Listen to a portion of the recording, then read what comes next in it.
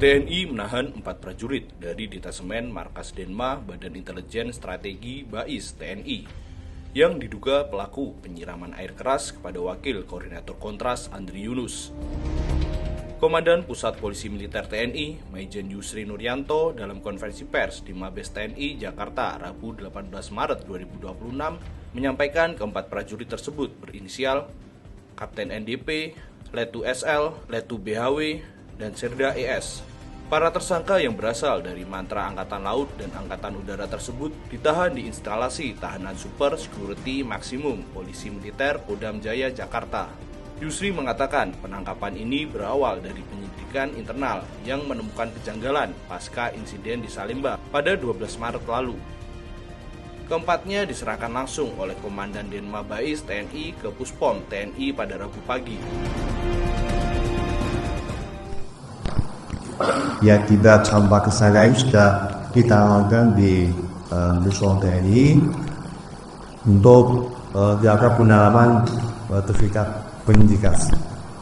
Kita masih misalnya apa nih motifnya, ya, dari 4 tepat.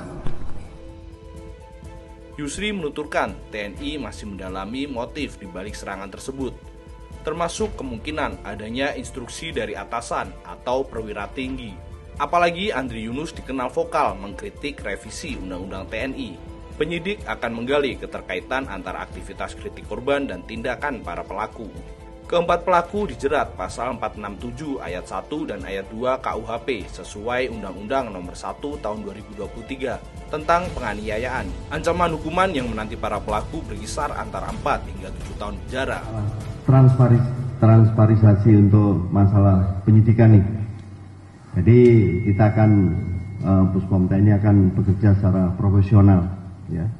Kita nanti akan sampaikan bagaimana tahap-tahap mulai nanti proses penyidikan, pemberkasan, kemudian pada saat nanti penyerahan berkas itu kepada Otmil, ya, sehingga nanti sampai dalam proses persidangan.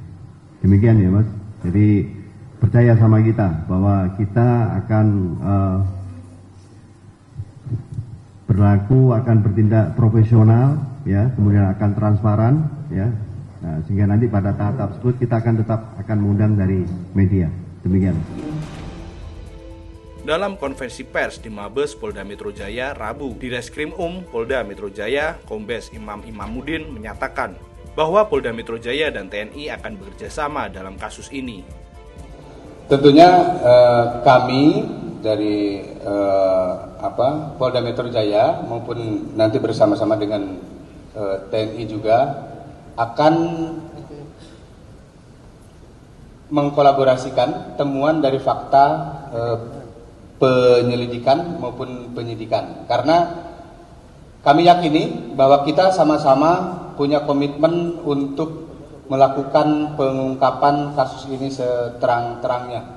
Jadi kita sama-sama punya komitmen, baik itu TNI, Polri, sebagaimana dengan arahan Bapak Presiden untuk melakukan pengungkapan kasus ini dengan terang benderang, yang berdasarkan fakta hukum diperoleh dalam proses penyelidikan maupun penyidikan yang dilakukan oleh masing-masing.